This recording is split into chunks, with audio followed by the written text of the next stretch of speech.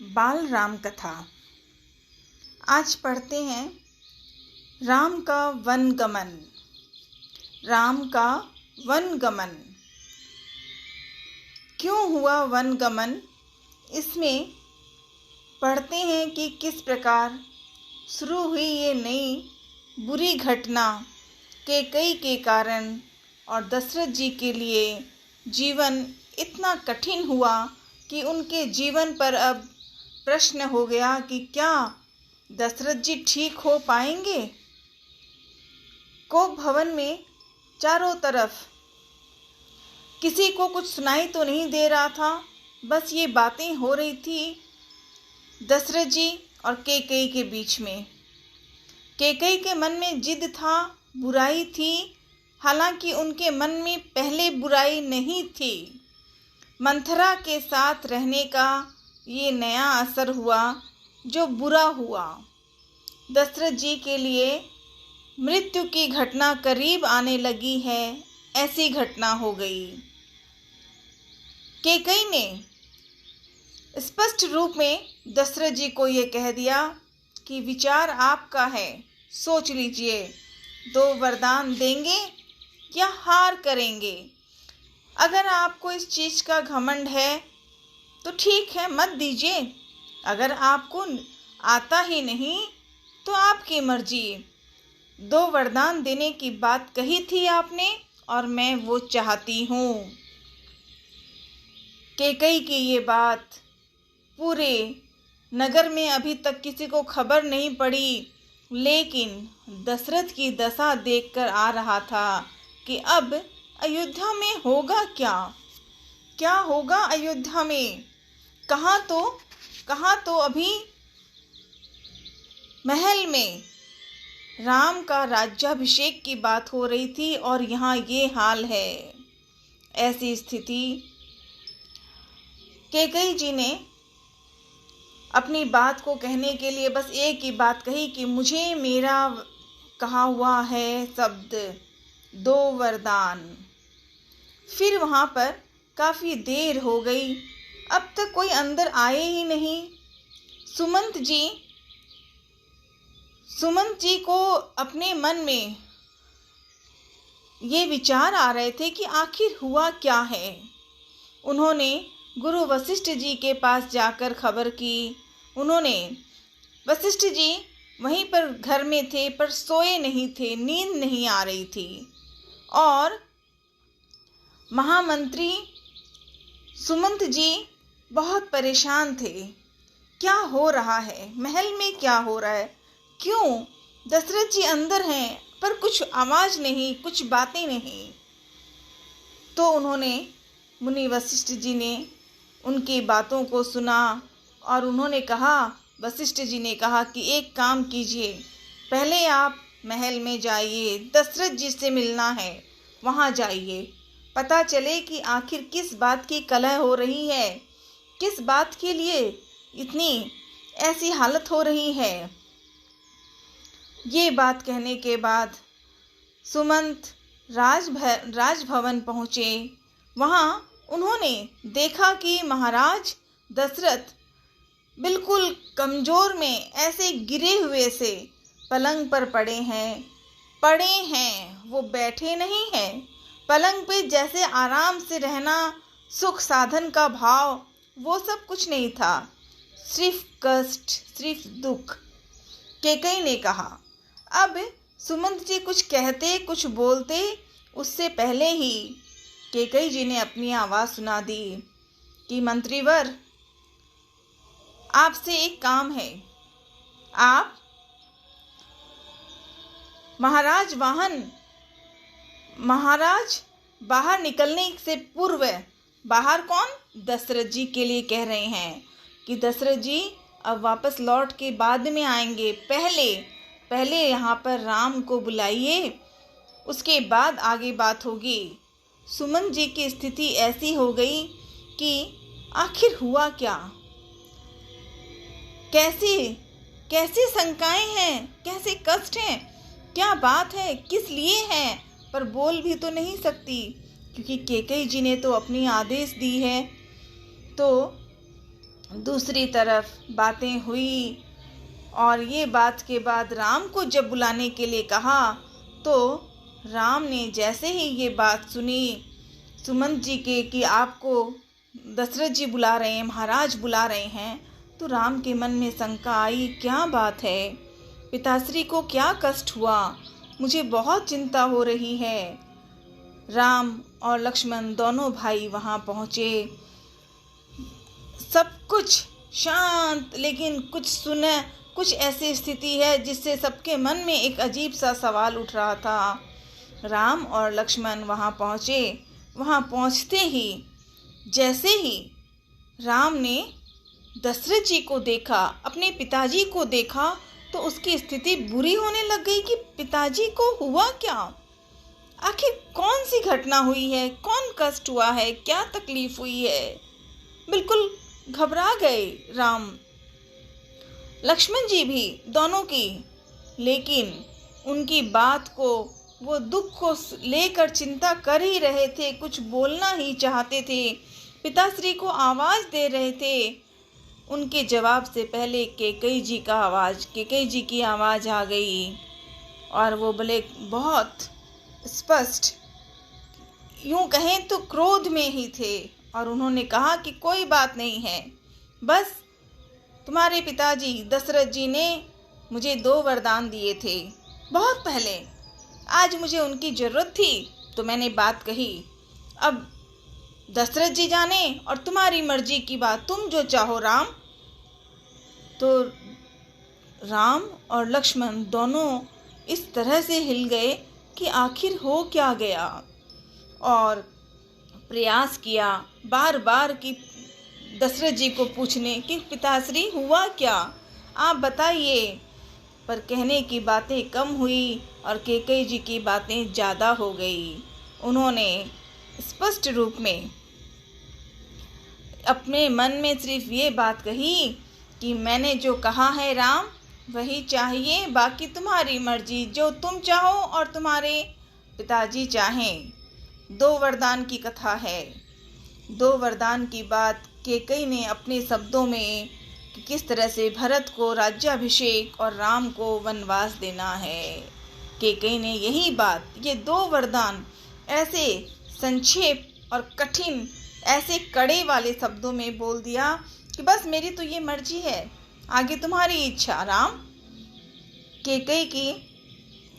कैकेयी के महल से निकलकर राम सीधे आगे बढ़े, क्योंकि राम ने वहाँ रुकने का प्रयास इसलिए नहीं किया क्योंकि वो पिता के कष्ट को, दशरथ जी के कष्ट को नहीं देख पा रहा था।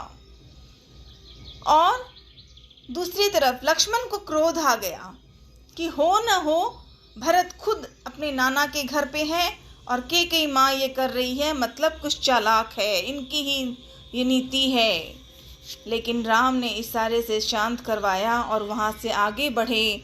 राम ने वहीं पर कह दिया कि माँ, कैकेयी माँ से कहा कि माँ, मैं भरत के राज्याभिषेक बनाने की बहुत प्रसन्न हूँ, मुझे बहुत खुशी है और मेरा भरत राम का राज्याभिषेक बनेगा, जरूर उसे ये पूरा अधिकार मिलेगा। और दूसरी बात, मेरा जो वनगमन है, मैं जा रहा हूँ और 14 वर्षों के बाद, क्योंकि कैकेयी जी ने कहा था ना 14 वर्षों तक तुम्हें राम को वन में रहना है, तो राम ने एक बात को भी इधर उधर ना सोचकर कहा कि वन गमन मेरा है और मैं जाऊंगा 14 वर्षों के लिए, और भरत का राम राज्याभिषेक बनेगा, ये मेरे लिए बहुत प्रसन्नता की बात है। और इसी तरह से ये बातें सुन करके राम ने अपने माँ कौशल्या और सुमित्रा की तरफ भी संकेत दिया जाकर। हालांकि माँ भी दुखी में थी, माँ कौशल्या, उनको लगता है तो उन्होंने कहा हाँ ठीक है, मेरा भरत राम का राज्याभिषेक बने, बहुत खुशी की बात है, उसे रखो। पर राम, तुम्हें वन में नहीं जाना है, तुम यहाँ रहो। अब देखिए उनकी स्थिति क्या है।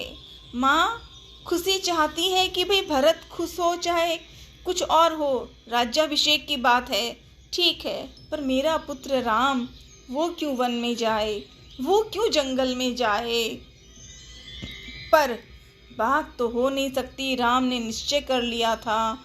यहाँ तक कि दशरथ जी ने उसे पहले कहा था, उन्होंने कहा कि राम सुनो, तुम राजा का राज्याभिषेक हो, तुम बड़े पुत्र हो, तुम्हारा अधिकार है, तुम एक काम करो ना, तुम एक काम करो, तुम राम का राज्याभिषेक तुम बन जाओ, तुम्हें बनना है। भरत को बुला के कह दो उसे कि तुम भरत को राजा नहीं बनाना है। लेकिन वो दशरथ जी इतने रोते हुए कह रहे थे, इतने दुख से कह रहे थे कि राम और ज़्यादा दुखित हो गए। राम ने कहा, मैं अपने पिता दशरथ जी को जो भी नियम है, जो हमारी उनकी प्रार्थना है, जो उनका आदेश है, मैं उसका पालन करूँगा। और राजा की बात को कोई नहीं माने तो निश्चय रूप में ये हो गया कि राम और लक्ष्मण आगे जाएंगे, उन्हें वनवास जाना है, वन गमन को जाना है। सब ने कहा पर कोई माना नहीं, तो आगे बढ़े। सीता को जब पता चला, क्योंकि सारी घटना तो कैकेयी के रूम में, कमरे में हुई थी, हर किसी को तो व्यक्तिगत तौर पे बात ही नहीं थी कि क्या क्या बुरी हालत हो गई है। सीता जी ने जब सुना कि राम को इस तरह से कह रहे हैं कि वनगमन को जा रहा हूँ, मुझे जाना है, 14 वर्षों का पिताश्री का ये काम है, सीता ने कहा, जो भी कहा सो ठीक है, पर मैं आपके साथ जाऊंगी, या तो आप यहाँ रुकें और आप जाएंगे तो मैं जाऊंगी। बार बार राम ने कोशिश की, बताना चाहा, लेकिन जब सीता भी नहीं मानी तो निश्चय हो गया कि राम, सीता और लक्ष्मण वन गमन की ओर तैयार हो गए। उन्होंने जाने की तैयारी शुरू की ही थी कि बीच में ही कैकेयी जी की आवाज़ आई कि मैं चाहता हूँ तुम वन गमन की ओर जाने वाले हो तो तुम्हें वैसे ही वस्त्र पहनने हैं जो जंगल में रहना है। कैसे हैं? साधारण आभूषण कपड़े नहीं, आभूषण चीज़ें नहीं, सामान्य कपड़ों से उसे वहाँ बैठने का आदेश दिया। राम ने प्रसन्न होकर कहा, हाँ माँ, मैं वही लूँगा, मुझे उसकी आवश्यकता है। लेकिन दूसरी तरफ क्या हुआ? राम, सीता और लक्ष्मण पिता का आशीर्वाद लेने के लिए कक्ष में गए, फिर से चल के गए और जाकर के उन्होंने दशरथ उठकर बैठ गए। राजा दशरथ ने जैसे ही देखा कि राम, सीता और लक्ष्मण आए हुए हैं तो वो खड़े हो गए और उन्होंने फिर से कहा कि आप फिर से कुछ कीजिए, आप बंदी मुझे बना दो ना। दशरथ जी खुद कहते हैं राम को कि राम, मुझे तुम बंदी बना दो, तुम राजा होगे ना, तुम्हारा ही अधिकार है और उसके बाद तो तुम ही रहोगे ना, मैं तुम्हें बचाना चाहता हूँ। राम, तुम्हें मेरे साथ रहना है, छोड़ो मत, तुम्हें ये प्रयास करना है, तुम्हें वन में नहीं जाना है। लेकिन और दशरथ जी की स्थिति इतनी कठिन है कि जैसे जैसे वो ये बातें कह रहे हैं, बीच बीच में बेहोश हो रहे हैं। उनकी आवाज़, उनके चेहरे पे जो रोने का ऐसा रोना कि सीता देख नहीं पा रही थी, राम देख नहीं पा रहे थे और लक्ष्मण तो क्रोध में थे कि यहाँ पे अन्याय हो रहा है। उन्हें बहुत क्रोध आया उसके बाद ना कहने पर भी, और उन्होंने वो वैसे कपड़े, और सीता को तो तपस्विनी वस्त्र के देखकर सीता को ऐसे कपड़े दिए जो तपस्विनी स्त्रियां कपड़े जो होते हैं उसको पहनने दिए। तो वशिष्ठ मुनि को क्रोध आ गया था और इस तरह से किसी ने किसी की बात, दुख को बहुत सहा। अब एक कहाँ तो वो सुबह राम का राज्याभिषेक होने की बात थी और कहाँ पूरे नगर में शोर मच गया कि ये कैसा अन्याय, ये कैसा अधर्म हो रहा है, किसने किया, क्यों किया ये सोच नहीं पा रहे थे। और उसके ही बाद, उसके तुरंत बाद जब राम चलने लगे, जब राम ने आगे जा कर के देखा, उन्होंने बोला नहीं, लेकिन वो सब एक दूसरे को कह रहे थे। ऐसी स्थिति थी कि हर लोग अयोध्या में, छोटे बच्चे, बड़े, बूढ़े, कमज़ोर, बलशाली, सबके मन में ये कह लें कि अयोध्या का एक पेड़ पौधा भी सीधा नहीं लगा हुआ था। वो भी कठिन से घबरा रहा है कि क्यों, ऐसा अन्याय क्यों। लेकिन कैकेयी को सुनने का कोई मन नहीं था। कैकेयी माता ने तो एक ही जवाब दिया, वनगमन। राम वनगमन, भरत का राज्याभिषेक, राम का वन। और ऐसी स्थिति इतनी बड़ी कि राम, सीता और लक्ष्मण आगे बढ़ने लगे, न चाहते हुए भी। राम ने तो ये प्रयास किया कि जितने कम लोगों से बोल सकूं उतना ठीक है और आगे बढ़ जाऊं, क्योंकि वो जानते थे एक एक बच्चा, एक एक इंसान, एक एक पेड़ पौधे, पशु पक्षी तक दुखित हो रहे थे और देख रहे थे कि हुआ क्या है। आज तो राम का राज्याभिषेक होना है, फिर ये सब क्यों, फिर क्यों। इस दुख की घटना यहाँ पे चलती रही। लेकिन राम ने तैयार कर ली थी कि मुझे तो जाना है, पिताजी का जो हमारा कर्म है, पिताजी की जो आज्ञा है, इसके लिए हमें आगे बढ़ना है। और धीरे धीरे आगे बढ़ गए। 14 वर्षों तक आगे आगे रास्ते में प्यार करते हुए दक्षिण दिशा की ओर जब आगे पहुंच रहे थे तो उन्होंने पीछे मुड़कर अयोध्या को देखा। मन से, पूरे विश्वास से दशरथ जी पिताजी को और कौशल्या सुमित्रा मैया को नमन किया। मानसिक प्रार्थना, बहुत प्रयास, सब कुछ करके आगे बढ़े और निश्चय कर लिया कि 14 वर्ष के बाद फिर से मैं वापस आऊँगा। शाम हुई, श्रृंगवेरपुर जगह में पहुँचे और वहाँ रुके। अपने साथ जो मंत्री जी थे, जो साथ में थे, सबके पास सबको नमन करते हुए आगे बढ़े और सुमंत जी को कहा कि अब आप आगे जाइए। अब मैं अयोध्या तक आया था आपके साथ, अब आप घर पिताजी के पास रहें, उन्हें देखिए, उनको नमन करें। इतना कहकर राम, सीता और लक्ष्मण ने आगे की ओर बढ़ना शुरू कर दिया। और इस तरह से धीरे धीरे सुमंत जी तो खुद रो रहे हैं, वो किसी को क्या समाचार दें, क्या संदेश दें। और वन गमन के 6 दिन, 6 दिन हो गए थे अयोध्या से निकले हुए राम लक्ष्मण और सीता को। 6ठे दिन राजा दशरथ जी का प्राण जीवन से रुक गया, समाप्त हो गया। जितनी दूर राम जा रहे थे वहाँ 6ठे दिन, सिर्फ 6 दिन हुए थे, लेकिन वो किसी युग से नहीं, अब वो मृत्यु का समय आ गया और राजा दशरथ का जीवन वहीं समाप्त हो गया। राजा दशरथ के जीवन के बारे में मुनि वशिष्ठ जी ने सुन लिया और उन्होंने कहा कि राजा के रहते हुए हम आज भी तो यही देखते हैं ना कि मंत्री अगर है, मुख्यमंत्री हैं या कोई बड़े पद वाले हैं तो उनका राज्य का अभिषेक, जैसे राज्याभिषेक होता है वैसे काम का होता है और उसके लिए भी तो ध्यान देना पड़ता है। तो इसी के लिए वशिष्ठ जी ने ये आदेश दिया कि सबसे पहले तो हमारे यहाँ दशरथ जी की मृत्यु के बाद किसी न किसी को राज्याभिषेक करना आवश्यक है।